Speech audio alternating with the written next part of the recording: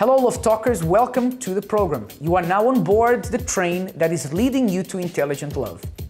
That's right, forget about most things you've learned about love because they are probably a figure of someone's fairy tale imagination. Love is not painful, jealous, selfish, etc. Instead, it's the opposite of all these things.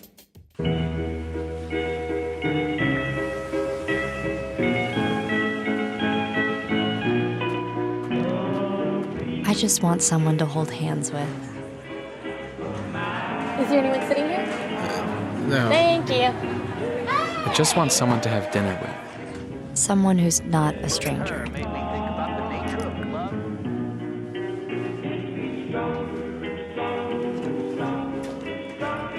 I have stuff. Someone who's my friend. Someone who knows how to have fun. Someone to learn new things with.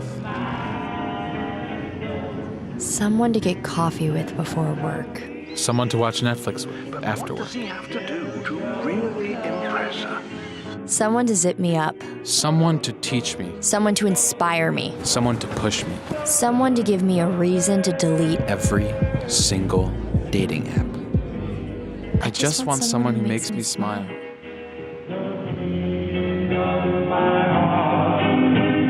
5'10" or taller. C-cup, minimum. Today we want to discuss whether you are stuck just because you are single or if that's just how some people feel. In fact, is it bad being single? Or do people perceive it as bad just because they are comparing themselves to someone else who might be walking down the road holding hands with a boyfriend or girlfriend? It may be that people who are in a transitionary period of being single are just too hard on themselves and think this is the end of the world. But what if we told you that being single can be a time not only of discovery, but also of becoming stronger and learning a lot about yourself? I'm sure, Elena, that this is something that those in relationships will agree on, and single people will strongly disagree. For some reason, when you are single, you see couples together like never before. It's like you have an antenna that is constantly drawing your attention for when a couple is around and highlighting the fact that you are still alone. Today in the studio we have Yulia, who is the author of The Love Project.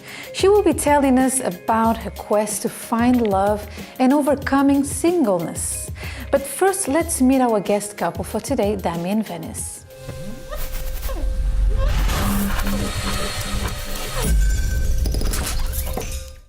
Hello and welcome to our weekly love quiz. And it's that time again where we test our guests' knowledge about each other.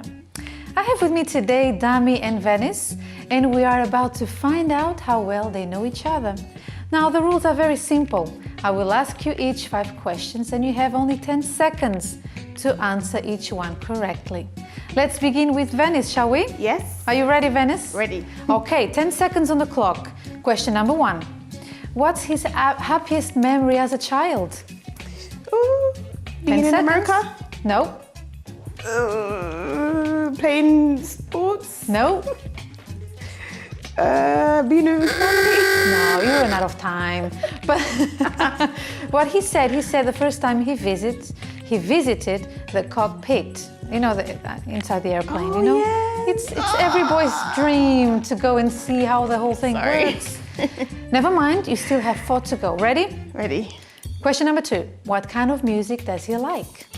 Oh, she likes kind of gospel R&B. 10 seconds. Yeah. And? R&B. No more time for you on this one. But you did say one right. He said R&B and also hip hop. So I'll let my producer decide this one again.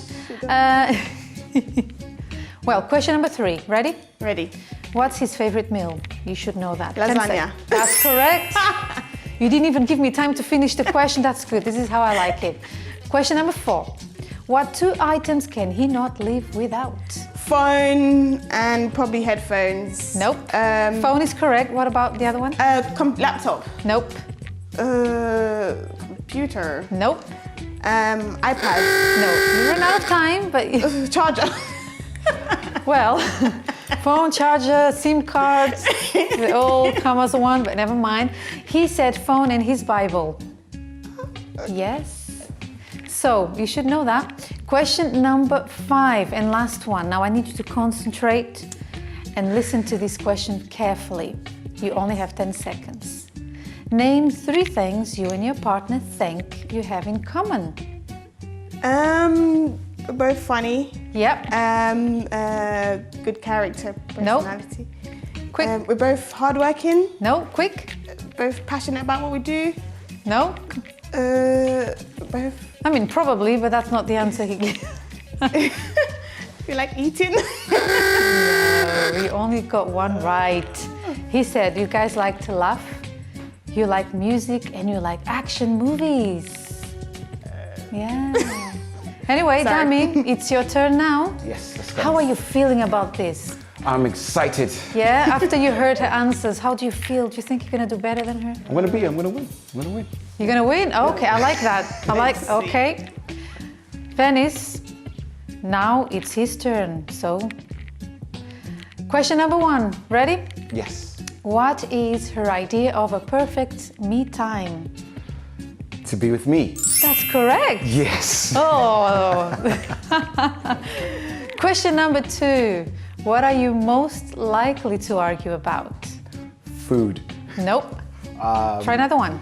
Movies. Nope. Not spending time together. Nope. You ran out of time, Dami. She said timekeeping. You're always saying to her that she's late. Yeah. Do you remember now? Yes. Okay. So, question number 3. Pay attention. What are the 2 things she loves the most about you? 10 seconds. Hard worker Correct? and a good character. Perhaps, but she didn't answer that. What else? What else? Try. Good personality. No. Funny. No. Nice smile. No. You ran out of time, you know that, yeah? She said you are hardworking and self-motivated. Oh, yeah. See? You're getting to know yourself through her now. Yeah. Anyway, question number 4. What was her most difficult time in life so far? 10 seconds. Most difficult time in life was when she was in a detention center. No. When she was in hospital. No, it's to do with you. Come on, I'm giving you a hint here. Oh, when we almost broke up. No. You ran out of time. You just... No. She said when you weren't sure if you would remain in the UK or not. You know, you didn't know what you were going to do, move or whatever. Yeah. Last question. Now this one is a deal breaker. If you don't know this one, you're not ready for marriage. Oh boy. I'm joking, but you know. Number 5. Ready? Yes. What's her shoe size? Whose shoe size? Her shoe size. 7. No? 6. Yes. You're ready to get married.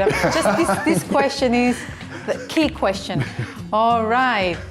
And the score is 2-2. Guys, you are both winners. Well done. It's a tie. So you don't have anything to argue about after the recording, right? You did equally well or bad, I don't know. I'll let you decide that, okay? Anyway, it's now time for the 3 most annoying things about your partner.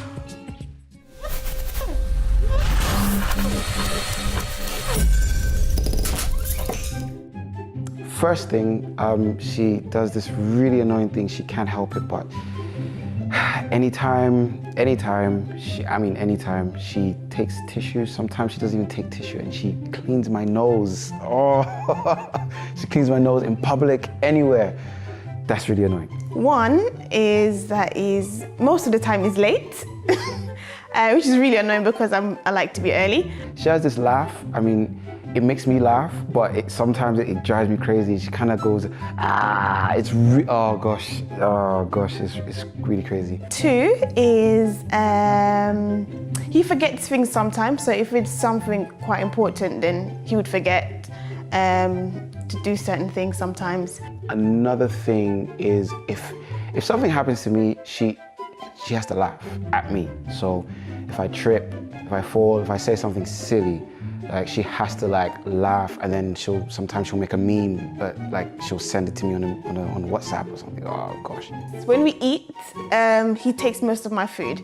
So if if I offer him, oh, let's have some drink, you can have some of my drink, I will get the drink and it's past, it's not half anymore, it's almost finished, and that really annoys me because sometimes I'm quite hungry and when I get my food or my drink and it's almost gone. So that's really annoying.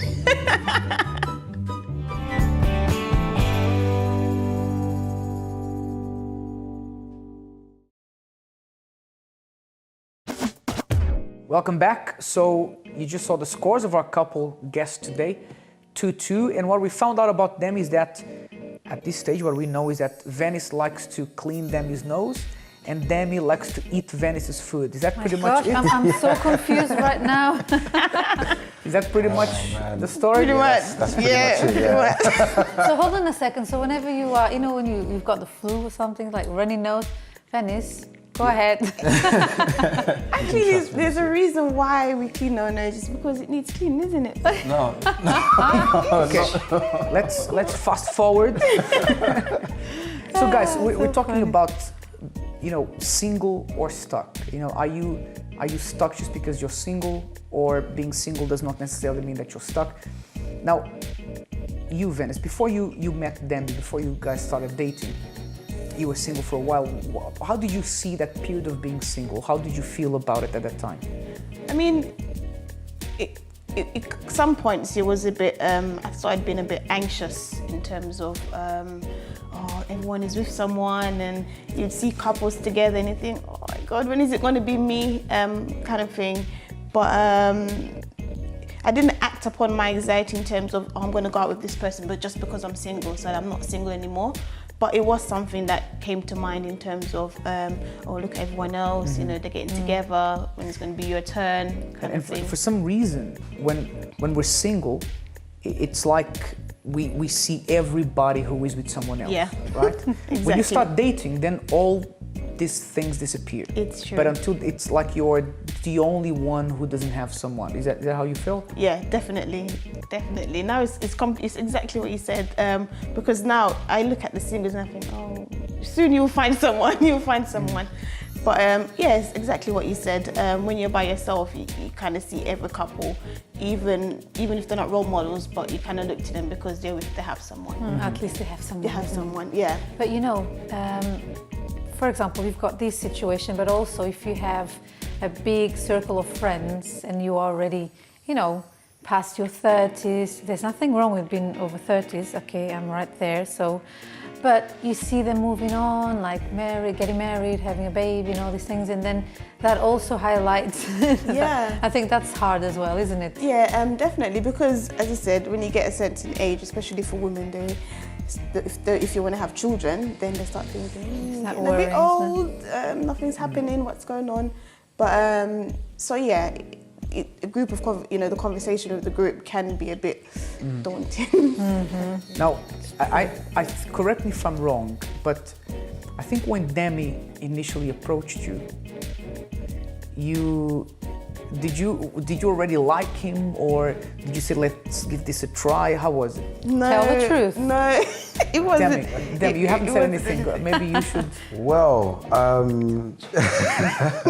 well, actually, when I first approached Venice, I didn't think that I didn't have any notion that she did like me or anything like that. You just went all guns blazing. But I didn't want to put all my eggs in one basket, so what I did was I kind of sent out the bait. So I sent a friend to go and say hello, to see what the response was going to be, and then when I got a hello back, I decided, okay, now I'm gonna go because I didn't know what was gonna happen. So I wanted to be careful, you know. Is it normal? Can I just ask, because I'm curious, you know, men, and is it because women usually say, oh no, they have to approach, you know, men have to approach women. But how does it feel? Don't you guys also feel afraid? Because some women think that you guys, you don't know the meaning of fear, or that you're all so confident, but is it really true? Well, it actually depends on the guy and the girl. So if the guy really, really regards the female, the girl, as someone that he would really want to, have a future with, the pressure becomes even more. Right. It's scary. So that's when you send a friend and ask to say hello and then... Yeah, it's okay. just, you have to be careful because you don't know what's going on. Right. What I wanted to find out from you as well is that, for example, I know a lot of people who are single, if someone approaches them, they say, I've got to think that this guy is the best guy in the world and so on. For you, it wasn't like that. No. But so you took it, what did you do? You took it a step at a time, you say, let me give him a chance and see if something develops here. What happened? Yeah, when he spoke to me, the first impression was really good. I enjoyed talking to him, but we just kind of took it one step at a time. We did things, in the right way, tried to get to know him, ask around, people who know him as well, just to make sure. And so that really helps because someone can tell you anything, but when you go around asking someone else that knows the person, then you get another like story. A reference. Yeah, reference, like when you're going for a job or something. How long after having that first chat with him, how long after that did you develop that chemistry, the feelings and liking each other? Tell the truth. Cliche. It's a bit cliche to say. He's getting a bit excited. But maybe, I don't know, maybe the first impression I really liked what I saw. Our conversation was really good, and I thought, and I want to talk to him again. So first hand, I thought, yes, really good conversation, felt relaxed. So it was instant. All right, so basically it's okay then. We get you, Venice. and right now, the stage that you guys are at, so you've been dating for how long? About a year and a half. A year and a half. You have plans of taking things further, Yeah, right? most definitely. How is the relationship going? How has that period of getting to know each other, how has that been?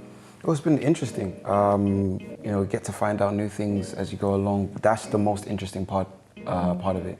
The fact that the more time you spend with the person, you get to know little different pieces that you thought you knew. And like, the person likes to clean my nose. For that's... Or the person eats all my food. Yeah. She's one of a kind. Yeah. Now we know why Demi's strong and Venice is slim. And I think perhaps before we finish, because we have to go for a break, I mean, what's your advice, Venice, for people, men or women, doesn't matter, who are single, who are feeling stuck? Because the thing is, when you're single, sometimes you see yourself as stuck. Everybody else doesn't see you as stuck. Everybody else It's knows. how you see yourself. Yeah, everybody else knows that you have a potential, that you're gonna find someone great and everything's gonna be fine. And you're not running out of time. But what would you have to say to people who may feel stuck just because they're single? My advice is do not act on anxiety. As I said before, at one point I was anxious, but I'm happy that I didn't act upon the anxiety because I would have made decisions that I would probably regret for the rest of my life. I don't want to say be comfortable being single, but be happy, because when you're happy, then obviously you'll find someone that you can make happy as well. But if you're miserable, you will always remain single because someone might look at you and think, oh, maybe I can talk to her or talk to him. But because you're single and you're miserable about it, then that person won't approach you. So be happy and don't act upon your anxiety that you might have. Can I ask a quick question? Now, looking back, because maybe, people at home might be thinking, so what is it like now? But looking back, do you feel like it wasn't worth feeling so anxious after all because things will happen naturally? Or what do you see when you look back? When I look back, I'm happy that, as I said, I didn't kind of go with the flow or everyone has been in a relationship, so I need to be in one as well, because now I'm really, really happy in my relationship. Yes, we have our differences, but we work on getting better for each other. So it was worth waiting. It was worth waiting. You'll be happy when you actually find that person that you're going to move forward with. So, yeah. And of course, a lot of people at home will be saying, well, you're saying that because you have someone. I'm alone, right? But that's not the case. Look, as we said before, being single is a transition period, right? It's not a permanent thing, unless you want it to be permanent. But then again, that's another issue you have to look into, because no one should want to be single permanently. So look at it as a transition period. You're only there for a while. It's like going to school, right? You're only in school for you to prepare yourself to do really well in your career. And that's what being single is like. You're learning a little bit more about yourself, getting better at who you are, knowing who you are, your confidence, and that's going to prepare you better for a relationship.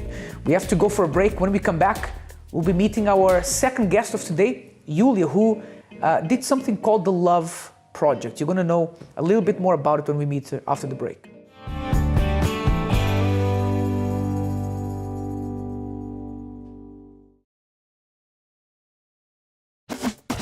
Welcome back. So after you've met this lovely couple we had on and they told you their story, now we're going to meet someone with a little bit of a different story. I want you to meet Julia Carlotta. Did I say it right? Yes, you did perfectly. Thanks for coming. You're very welcome. Thank you for having me. It's a pleasure. Now, Julia, you did something very interesting called the Love Project.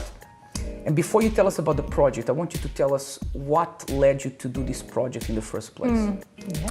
Okay, so when I decided to do it, I had been single for about 6 years. It was actually a certain situation that was the trigger. I found myself at a pub with a guy I really liked who decided he didn't really want to have a relationship with me, and instead of doing what people normally should do, which is letting go, I tried to convince him to be with me, and in a nutshell I sort of really made a bit of a fool out of myself, and finding myself in that situation was a bit like a wake-up call. It wasn't the first time I was trying to convince a guy to have a relationship with me for whatever reason, so I thought it's time for me to do something about it. Right. And that's the reason why I decided to kickstart this whole thing. I was a project manager. It felt like a natural thing to do. Why don't I project manage love, you know? That's a good idea. I had to try something, and I had to try something I was comfortable with. Right. We never heard it from that point of view, right? Yeah, but at least she was thinking. She wasn't feeling, you know, because we talk a lot about intelligent love here. And you kind of, hold on a second, let me think about this instead of following my emotions. Let me see what I can do. So, to be honest, I've been following my emotion for a really long time, and I was 33 and I thought it's getting ridiculous. I've got to start using my head a little bit. Good point. interesting. And when you started this Love Project, tell us about that Love Project. What was that about? What did you decide to do? Well, I realized that my goal was to be in a relationship. I had been single for a long time, and I was in a way frustratingly single. I wasn't single and happy. I really wanted to be with someone. And I thought, well, if this is what I wanted out of life, then perhaps I can project manage it. I was perfectly capable of achieving many other things in life. Just love seemed to be that one thing that wasn't really working out for me. And so I thought, what if I just change perspective? And I decided that I wanted to be in a committed relationship by the end of the year. I thought a year would be a reasonable time frame. And if I wasn't successful, then I probably would have just given up, because there was nothing else I could have possibly done more. Now, we're talking today about single or stuck. Did you feel stuck at the time when you started that project? To be honest, when I first started it, yes, I had been feeling rather frustrated and quite stuck. And I can't tell you really why, but that was the situation at the time. However, starting the project and evolving as I went along, I actually realized I became quite happy being single. So it wasn't probably until I did become happy that I really did meet someone. But that's later on, after I tell everything about it. But let me just ask you a quick question. Yes. Were you the kind of person who got a lot of pressure from her family, you know, from your family, like, oh, when you're getting married? Were you like a victim of that? Because, you know, some people, they get a bit frustrated. Maybe they are going about their lives really fine in a very nice way, but then family, every time they meet for Christmas and, you know, birthday parties, when you're getting married, and then maybe you realize, oh, it's true. Oh, let me do something about it. Were you like that, or was it just? I was actually quite lucky. My mum never pressured me into that sort of thing. She just wanted me to be happy. And if happy meant that I was in a relationship, that she was rooting for me to be in one. If I told her that I'd be happier to go and join the convent, she would have been equally happy. So I didn't get the family pressure, luckily, unlike so many other of my friends. But you do get into those conversations, you know, the Bridget Jones style. How come you're still single? And you go, well, I wish I had an answer, because, you know, that would make it so much easier. There wasn't an answer, and everyone kept going, oh, you know, but you're cute, you're interesting, you're intelligent, why? I'm like, why? I don't know why. So when you started this love project, what did you do? I mean, what was the project about? What did you start doing to try to change that feeling of being stuck? Well, firstly, I started writing a project plan. Well, not in detail as I do at work, because it's not quite the same thing to launch a software as to find love, but with a certain metaphor in it. I did sort of write things down. I had like a list of objectives. So I said my main objective was to find someone, but then I thought, well, I should have a sort of more precise objectives about myself. Who do I want to be? Because obviously I wasn't happy with who I was. So I decided I want to be more confident, more happy in my own skin, this sort of things. And then I wrote a list of perhaps deliverables, perhaps things you do as you approach a project at work. And the first thing you do at work, you sort of do a background research. And I started reading a lot of books. Took that. Yeah, when I put my mind to something, I really go the full length. I'm afraid. When you say deliverables, what do you mean? So one of them would be this research, background research. So would be, I started reading a lot of books from, I don't know, the self-help, dating, the rules, that kind of literature, let's call it this way. Some psychology books, biology, some spirituality, whatever I thought would be relevant for me to get my head around this love thing. Obviously, I didn't know what I was doing.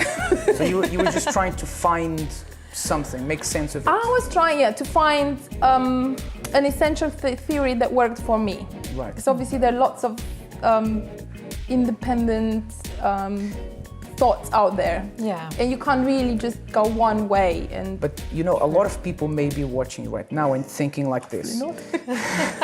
They may be thinking like this. You know, this thing of being, you know, very methodic about love and finding love. I'm not sure about that. But actually, this is something that we speak about in the program. For example, before I met Lena, I knew Elena here. She's here with me. I knew what I wanted, right? I mean, I didn't know what I wanted physically because it wasn't a major thing for me, but I knew I wanted someone that wanted the same thing out of life for me. I did a list like you did, you know, so I was being very pragmatic about it. But some people think that's a bad thing. I mean, when you started that, you were frustrated, you felt stuck, but you think that doing that helped you understand yourself better and understand what you wanted better? That's exactly what happened. And it stuck me in so many ways. I think some of the problem that a lot of single people that find themselves frustrated, like I did, have, is the fact that there's a confusion in their head.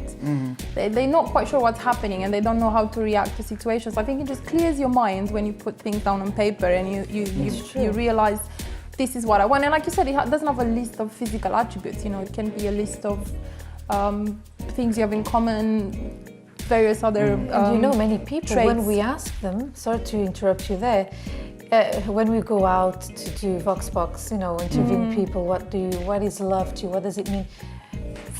Questions like these, many people don't know. They don't know, what do you want out of life? I'm not sure. What do you think love is?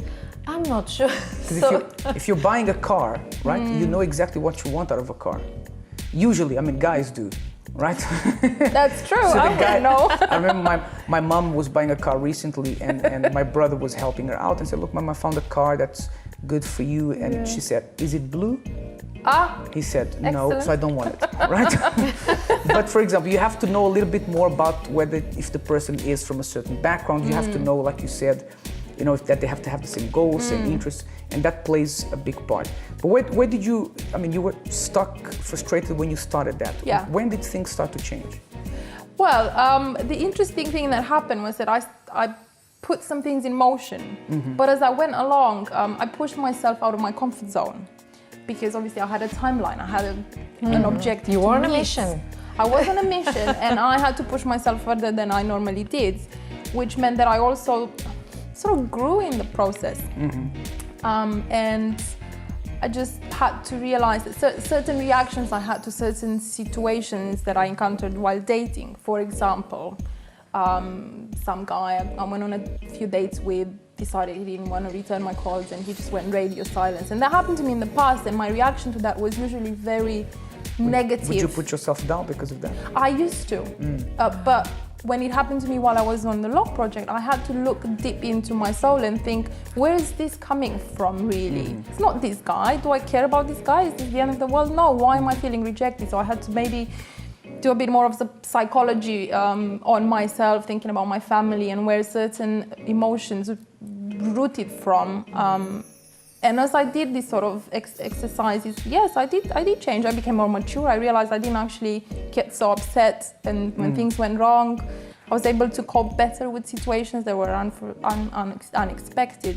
But I think most importantly, sorry, before I lose my friends, I think most importantly, I also allowed myself to become what I've always wanted to become, which was a writer. I started writing about what I was doing. And that, I think, unlocked most of my energy. And that's how I became a bit more sure of myself, and my self-esteem grew, and I just sort of changed. That's excellent. You see, I from listening to your story, I think that the best thing that happened so far, I mean, before you tell us what happened next, was that you found out about yourself. You learned about yourself. Yeah. And this is something that people, I remember when I was really young, I used to hear in the movies, oh, I don't know myself, I need to find myself. And I used to, tell my cousins, what do they mean by this? But actually, you need to do that. You need to know who you are, what you want out of life. Because now, for a moment, you knew what you wanted and you were going after that goal. So, which meant that if there was a man that came your way, like crossed your way, and it would be like, immature or oh, I don't want commitment, you wouldn't put yourself down anymore. You would think, he's not right for me, he's lost, I am a bit up here, more than not for me, and you move on and you're strong and you carry on. Well, it took me a while to get to that level. I had been on a lot of dates and not all of them happy, but yeah, I did get eventually there, as you said, just when I didn't get so upset about things anymore. And there has to be, you were saying at a point that you were actively looking out for someone, you were on a mission. We're gonna go to a break now, but after the break, I wanna speak just a little bit about this before you tell us where everything changed and where you are now. But when you are single, you have to be actively looking for someone, not desperately looking. Because when you're desperate, you make a lot of mistakes, right? When you're actively looking, that's different. It's different from desperately looking. Desperately looking for love. You're gonna find a lot of stuff, but you're not gonna find love, right? When you're actively looking, but you're patient, you know what you want, like buying a car, if you know exactly the car you want, you're not gonna waste time on what you don't want, which is what you were saying, Lena, just a minute ago. So we're gonna go to a short break, we'll be back, and Yulia is gonna be telling us where everything changed and where she is now. Perhaps you who are single, feeling stuck even though you are not stuck. Nobody who's single is stuck, but maybe her story can help you. We'll be right back.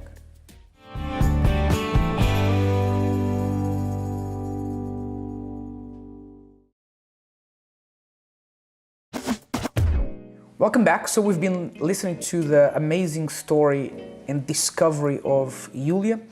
Now, Yulia, you told us about why you started the project, the Love Project, how it started in the beginning. Where did the change happen? Where did the shift from feeling stuck to moving on happen? It was quite a revelation I had sort of 9 months into the project, when I realized I've been trying really hard using all my methodology and I still hadn't really met anyone. When I realized that actually it was probably time to abandon the project. But what had happened, there was some other energies that were at work in my life.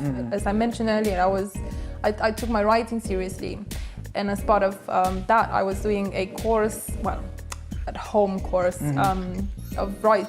it's called Artist Recovery Program by Julia Cameron, and part of that was to write morning pages, to write something every day. And there's a lot of insights that came into my life for those morning pages. she also designed something which is called a date, artist date. So you have to take yourself on a date. And So I you thought, take yourself on a date? yeah, I actually Okay. went out for dinner all by myself, watching the sunset over Thames, and it Oh, was fabulous. interesting. and these little things happen when I actually realized I'm actually really damn happy. I'm doing what I love for the first time in my life. I'm writing. I'm allowing myself to be who I've always wanted to be. And yeah, it'd be great to have someone in my life, but it's not happening. So I'm just gonna pull the plug on the project, and you know, I'm just gonna carry on living my life And being happy, right? and never been happier. When you found yourself at that stage, at that point of feeling happy, what happened? I decided to quit my job. Okay. And I decided to quit my job. I knew I wasn't able to sustain the life I had until then because it wasn't making me very happy. And I sort of told one of my friends, you know, I'm gonna give up this whole love project thing. And she said, but I'm hoping you're not giving up on love. And I said, no, not really, but I'm just not gonna do it as a project. And she said, well, great, so, you know, you carry on doing dating. I was like, well, I suppose. I gave it one more try, and that's when I met my fiance, literally about 2 weeks after I've had that epiphany. And we were saying here during the break that you know, when you found yourself, because we were saying that, you know, when you're happy, if you're a happy person, you attract people, right? True. Because you're happy, so it's like the sun, right? Everything points towards the sun. And people want to be around you when Exactly. you're happy. People find you interesting. They want to hear what you have to say. It's different. Do you feel that it was at that point when you found yourself happy that things changed? I think so. I know it sounds a little bit, you know, synchronicity and spirituality and all that sort of thing, but I really do believe that when I gave up the control over the love project, and I found myself actually very happy in my own skin, which was one of my objectives to start with. So I wasn't quite, it was quite a success from that point of view. That yes, I did attract the right person in my life, and when we went on a date, it was actually, I went against the rules, which say you shouldn't contact a guy, and I was the one who contacted him, and I invited him to a exhibition at the Whitechapel Gallery.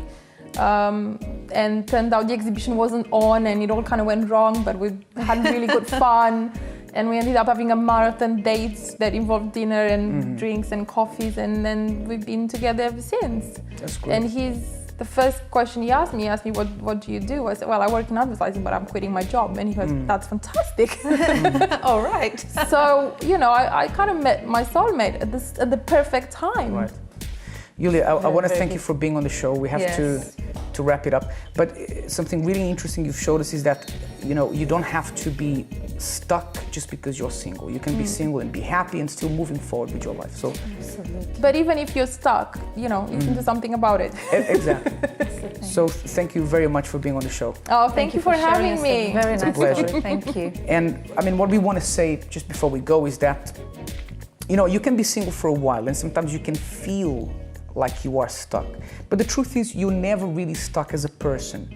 You may be by yourself, but as a person, you can be, you know, studying something you've always wanted to study, you know, taking on a hobby you've always wanted to take on. There's always something for you to do so that you can keep on developing yourself. Absolutely. Something that Yulia said that really, you know, stood out for me is that she started with some kind of self-discovery or looking at things, you know, looking at herself, at her life, where she wanted to go, what she wanted out of life. And this really, really helps you have a focus and know where you're going. And I mean, look at where it took her. Absolutely. I mean, you need to invest in yourself. You need to, you know, the problem is many people, they focus so much on the fact that they are single and unhappy, because some are happy single. But those who are not, they focus so much on it that they can't think of anything else. They can't focus on anything else. And remember, I know that when you're single, it seems like everybody else is married or dating, but it's not really true. It's just that you go out by yourself and it seems like everybody's holding hands and everyone is going to the cinema or going to the restaurant with somebody else. The truth is, there's a lot of people who are single and are happy. And you have to remember, being single is a transitionary period, right? You're not going to be single forever, but while you are single, make the most of it, do something new, become a better yourself, a better you version 2.0, and that's going to make things happen by themselves, okay? Exactly. It's been a pleasure to have you here with us as usual, and we hope that this program has been helpful. Until next time, don't forget to contact us for our other show, Dear Love Talk, as well. If you want to send us questions, you can send your questions to questions@lovetalkshow.tv. It's been a pleasure. See you later.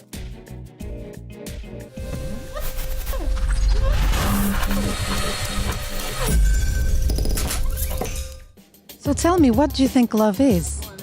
I think that love is when you are completely involved in somebody else's well-being, their existence, anything that will promote their development and fulfillment. And it's not put off by anything, and it accepts, and it genuinely has the best interests of the other person or the other thing at heart. And it's what enables people to grow and to flourish. And without it, we're all in a very bad way. And love makes the world go round, I do believe that. And I think ultimately love is God, and that's what He gives us, and that's what we show to each other. And it makes people grow and be happy and be able to live their lives. Excellent. So for you, love is giving, is not focusing on yourself but on the other person. Excellent. Thank you so much for... Another thing, it's also important to love yourself. And I think that if you don't love yourself, you can't love other people. So that's really important too. We need to love ourselves more, and then we can love other people more. Love could be shown like in many different ways. Like, well, it depends if it's about a relationship with someone. It could be as well a friendship. So it can you can show love with many different actions. You don't need to say to the person that you love her. You can actually show it in many different ways, just to make the person feel really special. Then it depends if you are really passionate person as well. I'm personally, I am. So I like to make like different things like every day, because that's how you keep the person close to you as well, I would say. So you really have to make the difference, you know. Not just being a good person, you have to treat the person I'm personally, I'm really open-minded person, so I could be in love with any kind of people. It could be a man or a girl. So I have a really a really open idea about loving people. So basically you show love through your actions. Exactly, yeah, of course I do. Thank you very much for your answer, okay?